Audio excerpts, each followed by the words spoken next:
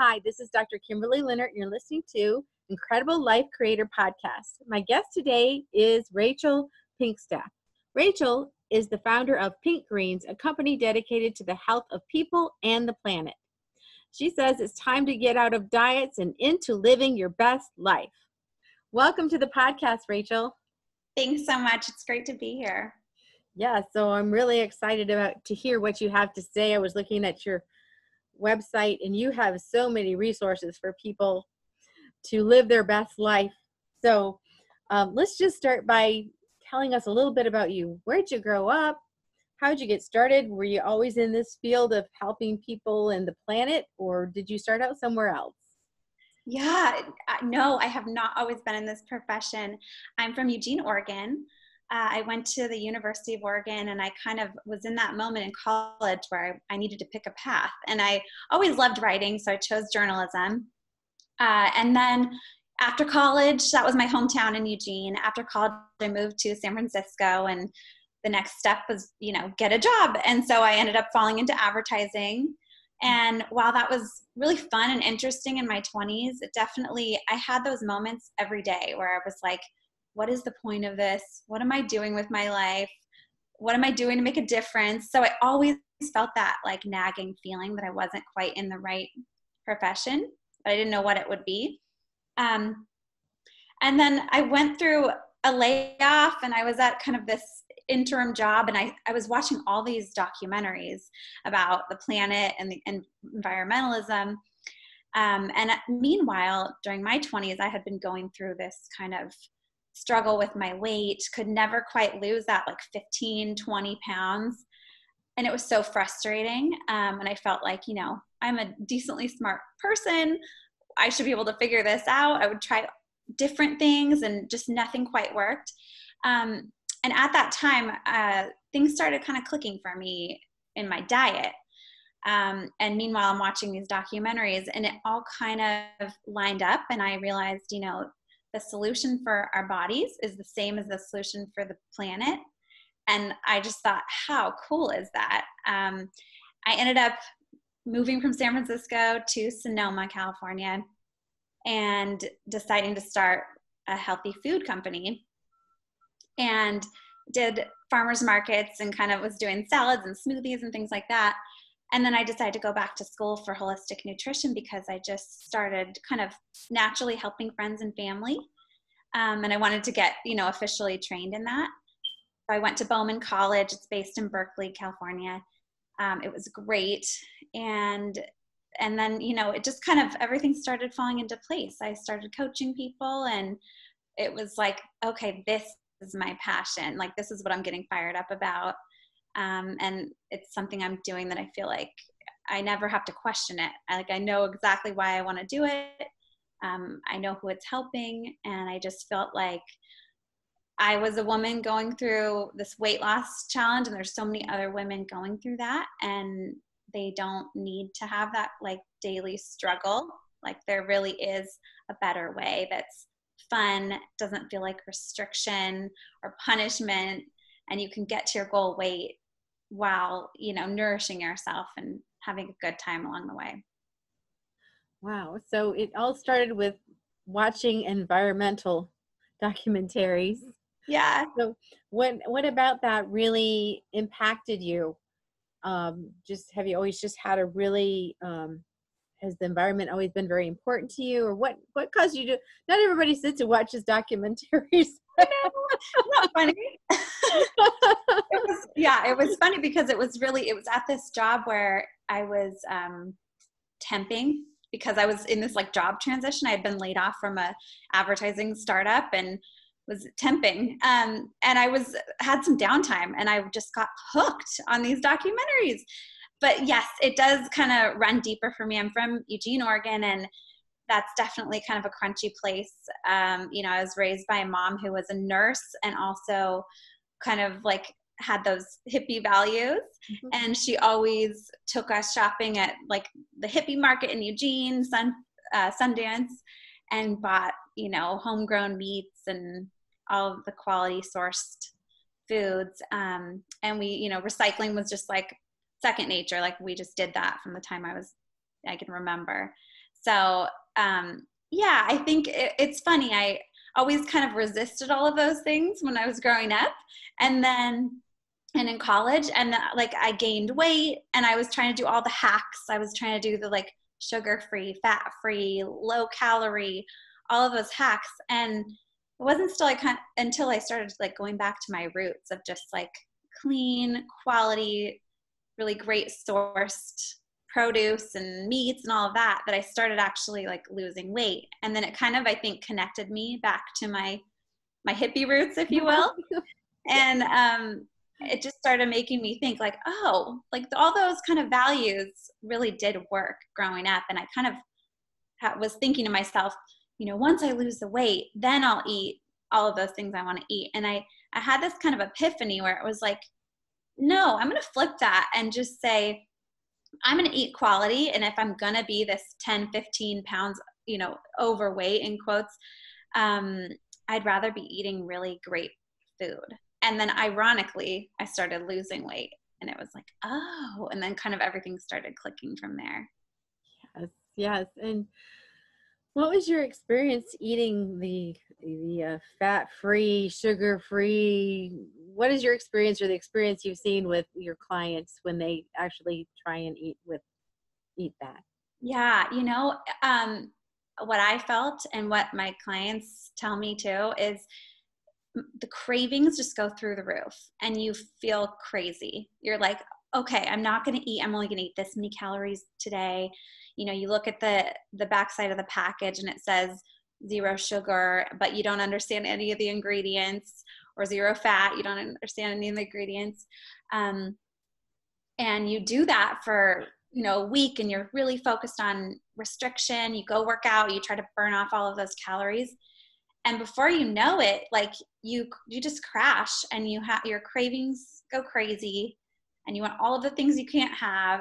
Mm-hmm. And then you get on the scale and it's not working and it's so frustrating. And so, you know, and I just felt defeated at that point. I just remember being like, kind of like asking whoever was listening, like, what is the answer? There has to be a better way. This doesn't seem like it's right. And I had this night where I had been going through that for weeks, months, years, whatever you want to call it, trying all these different things. And I just kept kind of like asked that question, like, what is the answer to this? And I woke up in the middle of the night and kind of had these words come to me, and it was like, just eat real food. Mm-hmm. And that seemed so simple that it was like, well, duh. But, you know, then it sunk in the next day. And I remember going to the grocery store after that and went to the natural foods market down the street. And I was like, I'm just going to shop on the outside of the store in the produce aisle. And it kind of started having that, I twisted it into like, instead of punishing myself, I'm just going to like love myself, as corny as that sounds and cliche. But like feeding myself almost like you would a baby, you know, you're like, okay, if you have a little baby, like you want it to have the very best everything. And you want everything going into that baby to be good. Mm-hmm. And so I turned it like that, and the weight started falling off. And it was like, oh, okay. And I just kind of kept going with that, and it kept working. So, and it felt so much better. It took a while, you know, to get where I wanted to be, but it worked. It was amazing. Right. And did you notice a difference? You said like when you were eating things with like the artificial sweeteners or whatever, you know, you feel cravings, you feel kind of crazy. Did you notice a difference in your mental, emotional being, in your physical being? Did you feel a difference in your energy level? Yes, completely. I think, yeah, I was, you know, dumping all of those sweeteners in my teas and just drinking that. And it was like, you know, I just kept wanting more. I think those fake sweeteners, like they just amp up your cravings, and it's like they readjust your body to wanting that level of sweetness, and then you don't taste anything anymore. People do it with spicy food too. I mean, there's a lot of health benefits to natural spices, but, and that's what a lot of my clients tell me too. It's like they're telling themselves like no sugar. And then all of a sudden they haven't eaten all day, and they're just, the only thing they want to reach for is like the gummy bears or the chocolates. or whatever their vice is. And I've had plenty of those. And so it's when you restrict and when you get the sugar free, you do just kind of crave it even more. And it's all you can think about. Mhm. And you talked about shopping around the outside edge of the grocery store and just loving yourself, which I love that. But I've been on many diets throughout my life, just trying to find the right one. And it does change, you know, as you age, that what you want to eat changes a little bit. But Mhm. one of the things about diets is that sometimes it makes me really depressed because I feel like I don't get to eat anything. Like, Yeah. I feel like, oh, I'm just depriving myself of everything. So, is there a way I can think about that in a different way? Definitely, yes. And my whole approach to my diet, which isn't really a diet at all, is you don't have to like permanently cut anything out. Because for me, when I thought about like, I'm never going to eat carbs again, or bread again, or pasta again, or ice cream, it was all I could think about. It's all I wanted. So I try to flip it and go, okay, I want to have a lot of the good stuff first, and then have on hand like all of those kind of vices that I go to. For me, it's ice cream. I love ice cream. Have those ready, but upgrade, like up level the quality of them. So instead of like the junky, like, okay, I'm gonna run to Dairy Queen and get my freeze, whatever that used to be my thing. At home I have now like an organic, really good quality ice cream, and I just have a scoop at night if I still want it, and I just enjoy it, and I truly just don't have guilt about it. And I do the whole like a little gratitude thing where it's like, thank you for this food, I'm so excited, so happy to have it. But I try to get my like nutrients in first, and then feel like, am I still craving that? So really it's just like up leveling everything. Mhm. So it's having on hand like a good, like organic sourdough bread for when you want it, or pasta for when you want it. Right. So you feed yourself first so that you're not eating these craving foods. Yes, That's, exactly. and so you make sure you have the nutrition in first, and then you allow yourself to have a little bit of something. So Yeah, I know on your website you have so many recipes, and I think you said you even create recipes I for do. people for certain things. Yeah, you want to talk about that? Yeah. So I mean, I have a lot of clients that have totally different dietary needs. I have someone that had her gallbladder removed, so she really has trouble breaking down fats. I have a mom who's super busy, and she just eats like quick things that she can prep on a night and then have for lunches and dinners. That's most people. Most people are so busy right now. Um, so yeah, I get inspired to create recipes for people that are tailored to their needs. So whether that's like lowering your triglycerides or losing weight, most of my clients are weight loss clients. But ironically, so many other issues get kind of cleaned up while we're doing that too. You feel less brain fog, gut issues, everything. So yeah, I create recipes for my clients, which is really fun for me and kind of my creative outlet too. So I put those on my website. Um, you'll notice if you go on my site, like I'm very veggie heavy, but I'm not like vegan or anything like that. I just believe in, if you are going to have dairy or meat, like you pick the best quality, and I help my clients navigate through that because it is kind of confusing. So that's one of my most fun things, is making recipes. I love to do it. I just hosted a cooking class last weekend, and made 3 different recipes for that. So I'll be putting those on there too. Oh, that would be so much fun if anybody's local, right? They could Yeah, definitely. come We to have the a course. client. Yeah. Yeah. Yeah, just those little quick tips. I love creating things that are fast and have leftovers. That's huge. I mean, we're just all going a million miles a minute. So it's great when you can just have a pot of something in the fridge, and that you can bring that for lunch or have it for dinner the next night. Mhm. Or things that you can kind of pop in the stove while you're doing what you need to do in the evenings, and then that it's ready for you the next day. Or so I like to keep it simple and easy, and just pack as many nutrients as I can into all my dishes. So you grew up in a home where, it was a really healthy home as far as the food and even the environment.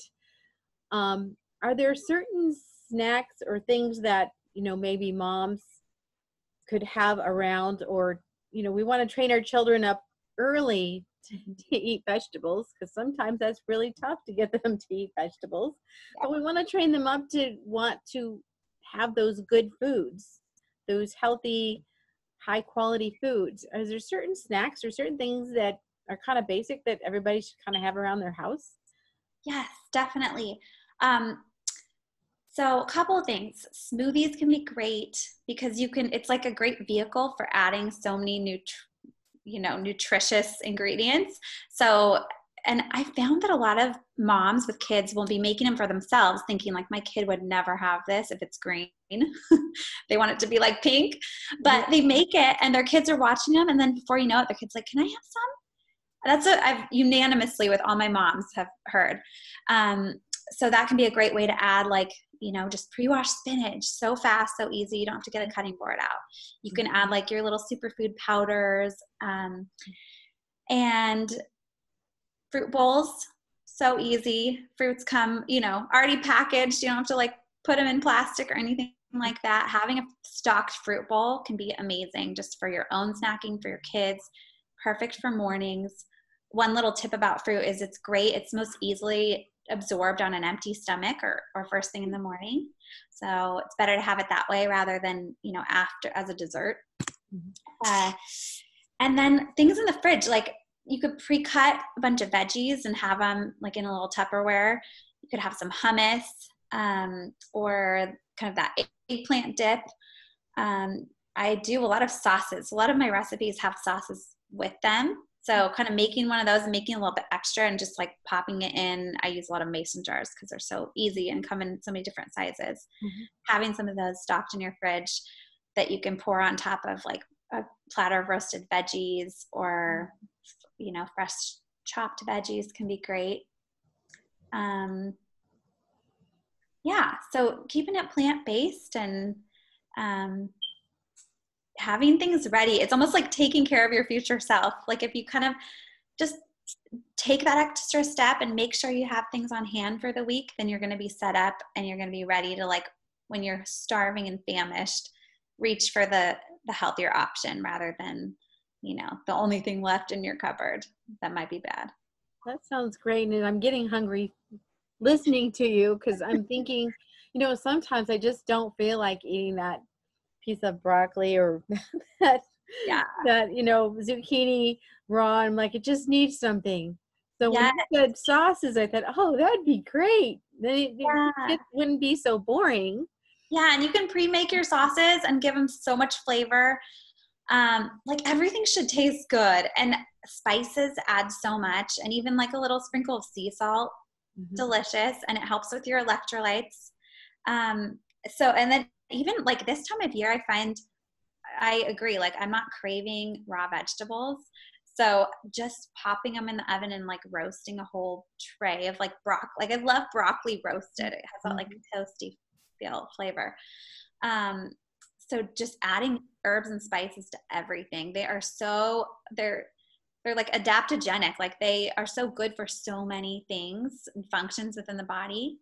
And they're so flavorful and yummy, and they just add that extra oomph. Yeah, and also when you were talking about the smoothies, so I have a smoothie every morning, and it's going to sound like a lot, but I put about 4 cups of spinach in there. I just stuff it down in there because I want to get my greens in. Even if during the rest of the day I don't get something in, if I'm rushing, I've gotten my greens in. And I have a granddaughter who is 1, and I have given her some of that shake, and she does not want to stop eating it. She loves it, so she's not thinking that it's not pink. Totally. She's just thinking that it's really yummy, and she loves it. Yeah, she loves it. And that was another thing I should mention and my friend calls this like jacking up your food. So like you can kind of do that to any kid's meal. Like you can add vegetables and healthy things to whatever they're eating. So like if you just dice up, and like say it's a tomato sauce, and you're like, okay, I'm just going to chop up really fine like carrots and zucchini and onions and celery. You add that in, and it helps them develop the palate for vegetables. And then as they get older, they don't hate vegetables. So that's kind of a way to just kind of try to figure out how to incorporate vegetables into whatever you're making. Even if it's like a pasta with like a cheesy sauce, like I did this the other week. I like roasted broccoli and, popped it in the Vitamix and blended it all up and put it on pasta. And it was like, I barely knew there was broccoli in it. Mm-hmm. Oh, and it sounds delicious. I'll be heading to your website after this podcast to see all the different recipes that you have. So, you talk about a regenerative approach. What do you mean by that? Yeah. So this was kind of something I came up with when I was watching all the environmental documentaries. It was like, we have degenerated our planet and we are degenerating our bodies at the same time. It's kind of, if you envision like a circle and, with each like turn, it's just kind of getting worse. Like one thing goes wrong and then you take a pill and then 3 more things go wrong, and then you take another pill. So it's just with each turn getting worse, degenerating. So there's also like being sustainable. So that's just like a straight line, like everything's kind of staying the same. But one step better than sustainability for your body and for the planet is regenerative. So with every turn, it can actually get better and better and better. So, say it's your body. It's like if you're putting in good things, all of a sudden, like your gut starts healing, you start losing weight, eventually like your hair gets shiny and your skin gets clearer, and all these amazing things just keep building on each other. Same goes for the planet. When we're eating like organic, for example, we're not putting all these things on the soil that degenerate it. So our gut health and the soil health are very similar. Like there's, millions of the microbiome you hear about. It's like this huge ecosystem of all these different bacteria, and you want that. It's super healthy.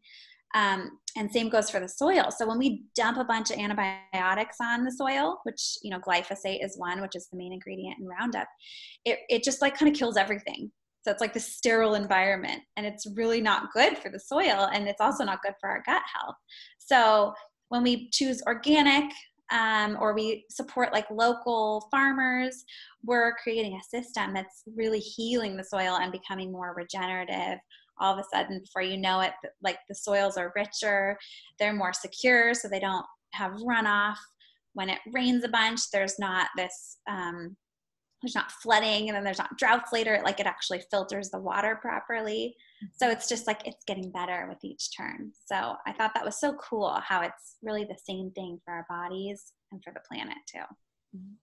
Yeah. And when you said, we just take a pill, I was thinking about, actually it made me think about supplements or supplementation. You were saying that sometimes in the shake you'll put like maybe a green drink, or you put something in. Is there any particular things that you recommend as far as are good to add to your diet that are not really food, but? Yes, definitely. I don't like to do like a blanket supplement for everybody because everyone's so different.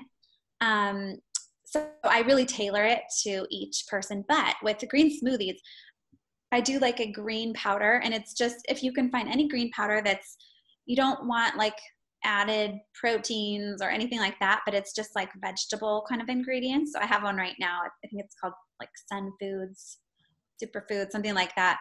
And it's just all greens. It's like, powdered wheatgrass and spirulina and chlorella and all of those things. There's probably about 20 things. So having that is a great tool because it just allows you to add like this one little teaspoon of like all of these nutrients that you maybe wouldn't have time to go like add individually into your smoothie. So yeah, just look for one that's just like all clean ingredients, things that are plants that you understand. And it's a great investment because it can feel expensive when you first buy it, but I've had my little packet for probably 4 months and I use it in my smoothie every day. That's where it'll last a long time. So yeah. Yeah. Other superfoods. Like I have kind of this little basket that I just keep, and I kind of look at it every morning. I'm like, okay, what do I feel like I need today? And I've got flax seeds and pumpkin seeds and sunflower. I have maca, green powder. So if you kind of just start building your little pantry of like smoothie add-ons, and then just look at it every morning and go like, okay, what do I feel like I need? And just kind of add a little bit of Mm-hmm. that. That's great. And when, you were talking about a lot of your clients are weight loss clients. And do you think that weight loss is just all about the food you eat, or is there some psychology to it, or some way we're thinking that's making it very difficult? I definitely think there's a huge psychology component. I think we're taught to like really shame ourselves and kind of look at our body, look in the mirror and be like, oh, you shouldn't look like that. I don't want that. I hate this about myself. And it's not until you really like, and again, like as cliche as it sounds, until you like start loving yourself and you kind of like, it's almost like you want to look at yourself in the mirror and be like, it's okay. Like we've got this. And, put your hand on your body and be like, I love you. Like you kind of have to come to that point before you can release it, I think. So it's about really accepting yourself, and being okay with how you are, not with the idea that you want to necessarily stay that way forever, but being like, okay, I accept myself as part of my journey and I'm ready for the next step.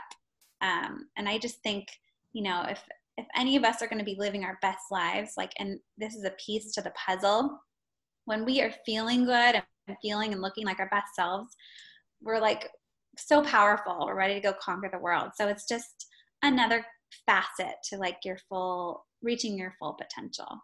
Mm-hmm. Yes. And, we hear that and we hear it mentally. We need to love ourselves. But I've noticed that sometimes before someone will actually start eating healthy, something has to happen. They have a health scare, or they have a realization that, hey, my 2-year-old grandchild just went running across the room and I can't catch him. So something happens where they have to make that, decision. There has to be some meaning or something. There's a reason why. Absolutely. Yeah. And that, that's one of the first things I do with all of my clients. It's like, let's find your why or your multiple whys, because it is so important to connect it to that on a deeper level. And they can be like surface or they can be super deep, and you kind of want both. Like for me, it's like, I want to feel really good when I get invited to like a Christmas party. Like I'm going to go in my closet or go to the store and pick like whatever I want and just feel super sexy and good. Or it could be as deep as like, okay, I want to have children one day and I want to be around for my grandchildren and be able to play with them and enjoy them and be there and be healthy. So like kind of almost journaling about like all your reasons why you want to be feeling your best self is so important. And then when you're in that moment of weakness, like, you're never going to be perfect. It's not about being perfect, but you can kind of go back to that list either mentally or actually go look at it and really be like, why am I doing this in the moments that you're having a struggle with the foods that you're eating, and just kind of connect on that deeper level. Mm-hmm. Yeah. And speaking of family, this especially happens with moms, but we have single dads these days now too, and grandparents raising children. So what happens to us when we have all these responsibilities? We're taking care of the household, we're going to work, we're taking care of the kids. We do all these things, and then, oh, I didn't have time to fix my food this week. We forget about ourselves. Yes, I think especially as women, but of course men too, we're just trained to like, okay, you've got to take care of the kids, priority number one. You've got to be at your job and be present and be a badass. There's so many things, and we kind of let ourselves fall last. And feeling like we have to take care of ourselves sometimes feels like another task we have to put on our to-do list. So it's really hard. And so I think a huge component to being successful in that is, realizing that it's so important, and like putting your life mask on first is necessary if you're going to take care of anybody else. But not letting that feel like another thing on your to-do list as if you need anything else. Mm-hmm. But, I encourage my clients to like really look at how they're spending their day and their time, and look at their calendar and kind of think like, where could I cut out the fat, if you will? because there's a lot of things we do that we're just doing out of obligation and because we think we should, or that's what we need to do to be a good wife or mother or any of those things. And so really ask yourself, like, do I want to do this? Do I want to say yes to this? And so let your yeses be yeses and let your no's be no's, and don't feel guilty about things you don't want to do.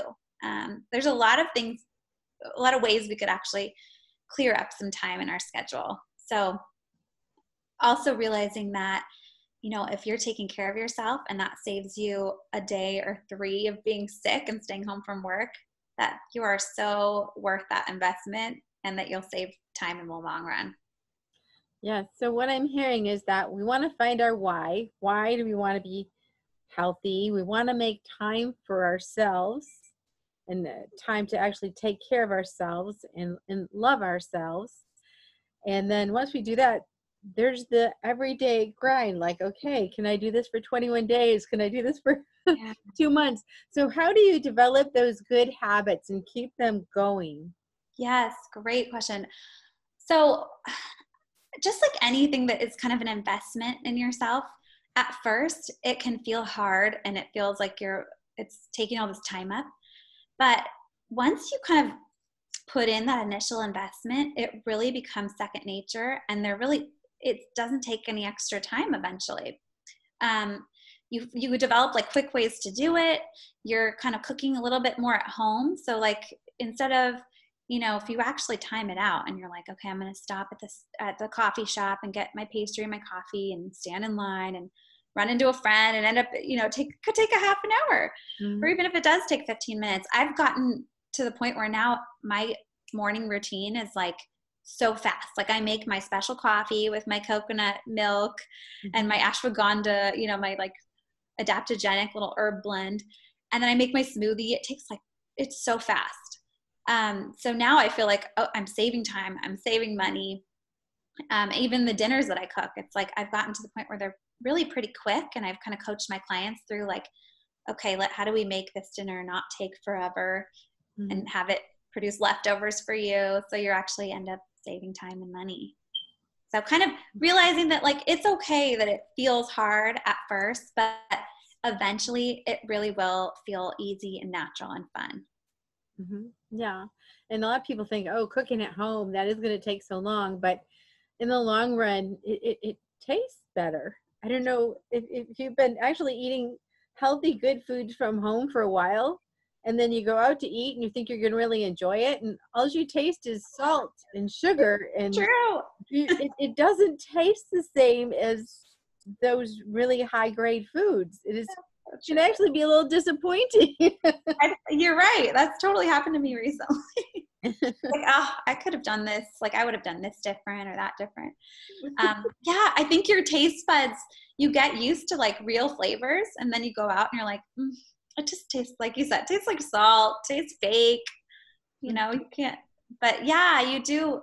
So your taste buds change. It starts feeling easier. Your kids start loving that food, and before you know it, like you've created these amazing habits that are just going to serve you for life. Yeah. So you're really passionate about helping people and making an impact. And I can just see you just live this. Yeah. Is this what gives you the most fulfillment in your life? Are there other things that give you the most fulfillment in life? I would say absolutely it does, because I'd spent so many years kind of like frustrated of, what should I be doing and why isn't this health thing clicking? And kind of that answer for me was one and the same. And being like, I'm going to go for this. So like that was a big kind of epiphany for me.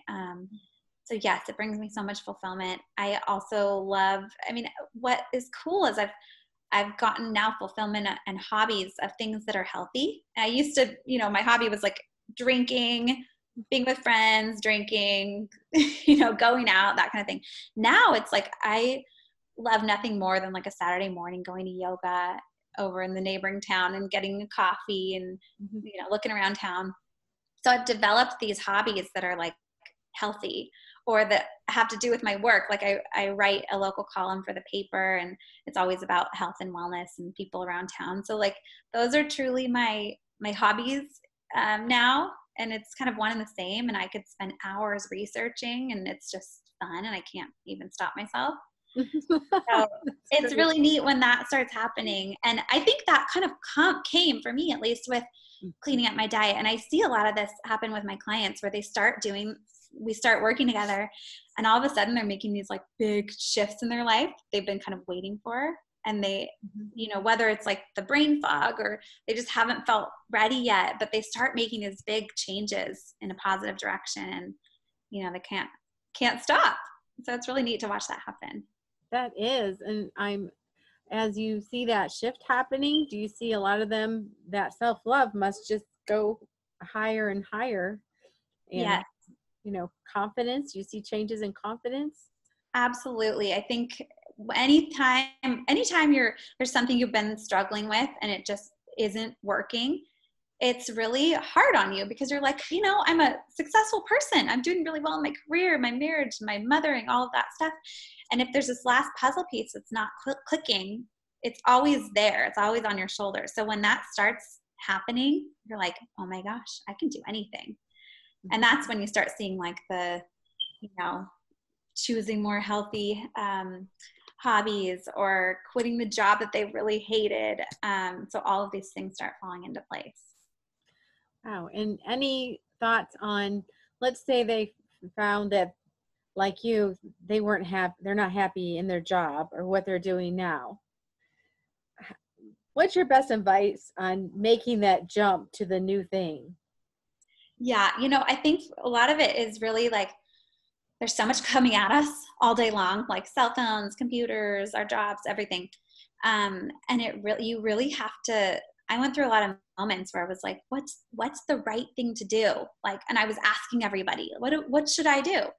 And it's not until you take that time and like go within and maybe like meditate or journal that you really like see your heart's desires.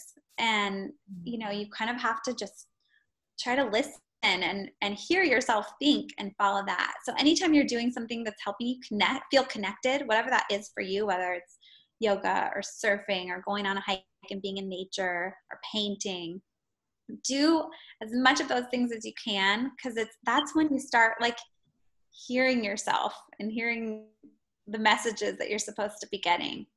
And then feel free to like journal about it, or create like a vision board.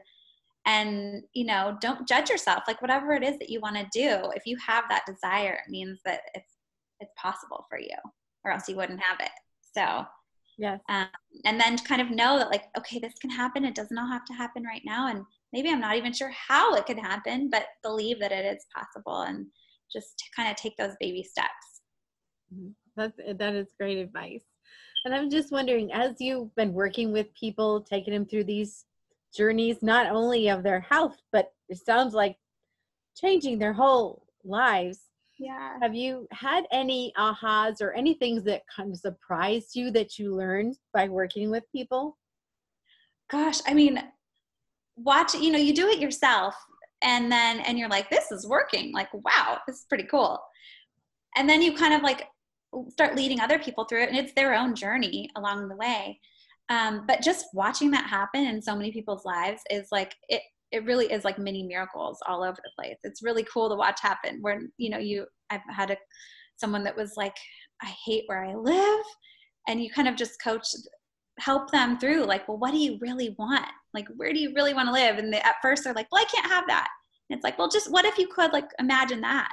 And then watching that transpire over the coming months is like so amazing. Or sometimes I have a client that had a husband that was like, he was never going to lose the weight and get healthier. And she just started making the changes on her own. And it was kind of like, well, what if maybe he watches you and is inspired? Before you know it, this guy, her husband, has lost 40 pounds. Oh, amazing. He's like, I didn't even tell him to do anything. This is crazy. And I ran into him recently and I like barely recognized him. So it's really neat, like the ripple effects that this can have on not only these individuals' lives, these women's lives, but their husbands, their kids, their coworkers, their living situations. So it like really does start affecting every area of their life. And that's exciting. So I know you have so much to offer, so why don't you tell us where we can find you, about your website, your Instagram, and the things you can offer people. Yeah, so I do one-on-one holistic health consulting coaching, and I do it over Zoom usually. So that's kind of my main thing, but you can find me, my website is pink-greens.com. So I've got all kinds of recipes there that I'm always adding to, blogs. I have a YouTube channel that's linked through my website as well. So you can find kind of fun like smoothie tips, or got some fun things on there. And then I'm on Instagram at pinkgreens. And I like to kind of do, Instagram stories, and you can see what's going on every day, what I'm cooking, what I'm thinking. So yeah, that's where you can find me. All right. So now you know where you can find Rachel, and I do encourage you to go look at her website, because I was amazed, and just looking at it, it made me hungry. So I'm looking at all these pictures of this really great looking food, and I'm thinking, and it's healthy. Yeah. I can't wait to dig in and start trying some of them. I love it. Yeah. And you can message me if you ever see a recipe and you can't find it, message me. I'll send you, I do like little PDFs so that you can print them out at home and put them on your fridge so that you can just kind of be reminded every day. How nice. So any last words of advice to just have the best life?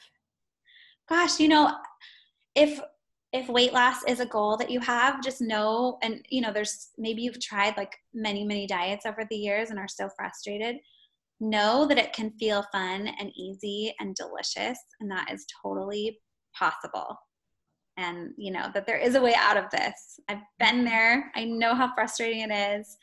And you can do it. And if you want to fast forward that process, reach out for help, because contacting someone that's been through it and could take you through the process in 3 months, what you would have spent 10 years doing. Like, think of all the parties that you're missing out on, or all the pictures that you're like not wanting to take because you want to lose the weight first, or all the trips that you could be going on. You can have it all so much faster if you access somebody that has done it and been through what you've been through, and can kind of quickly guide you through. Great. Well, thank you so much. And you are making a huge impact on people, on the world, and educating people in that ripple effect. So thank you so much. And thank you for being on the podcast. Thank you so much for having me. It's been so much fun. Yeah. We'll talk to you again soon.